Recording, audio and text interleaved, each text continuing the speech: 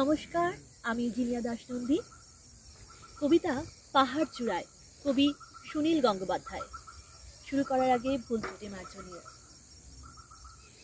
অনেক দিন থেকেই আমার একটা পাহাড় কেনার শখ, কিন্তু পাহাড় কে বিক্রি করে তা জানি না।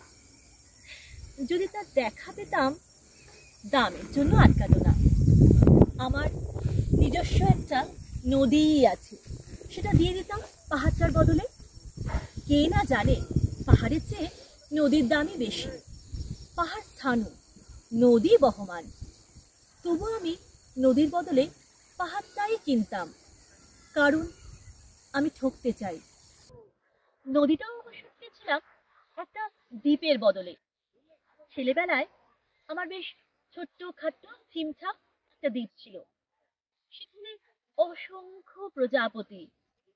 শৈশবে দ্বীপটি ছিল আমার বড় প্রিয়। আমার যৌবনে দ্বীপটি আমার কাছে অনেকটা ছোট লাগলো। প্রবহমান তন্ডী নদীটি বেশ পছন্দ হলো আমার। বন্ধুরা বলল, ওইটুকু একটা দ্বীপের বিনিময় এত বড় একটা নদী পেয়েছিস, খুব জিতেছিস তো বাইরে। তখন ভয়ের আনন্দে আমি বিহ্বল হতাম। তখন সত্যি ভালোবাসতাম নদীটিকে।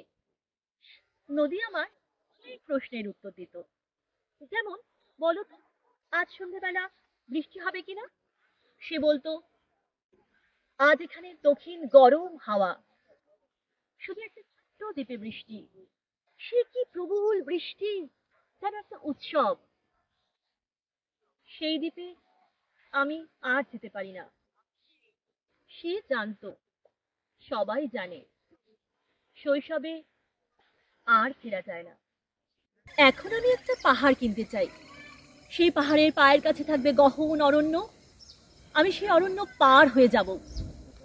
তারপর শুধু রুক্ষ কঠিন পাহাড়, একেবারে চূড়ায় মাথার খুব কাছে আকাশ, নিচে বিপুলা পৃথিবী, চরাচরের তীব্র নির্জনতা। আমার কণ্ঠস্বর সেখানে কেউ শুনতে পাবে না। আমি ঈশ্বর মানি না, তিনি আমার মাথার কাছে ঝুঁকে দাঁড়াবেন না। আমি শুধু 10 দিককে উদ্দেশ্য করে বলবো, প্রত্যেক মানুষই অহংকারী। এখানে আমি একা। এখানে আমার কোনো অহংকার নেই। এখানে জয়ী হবার বদলে ক্ষমা চাইতে ভালো লাগে। হে 10 দিক, আমি কোনো দোষ করিনি, আমাকে ক্ষমা করো।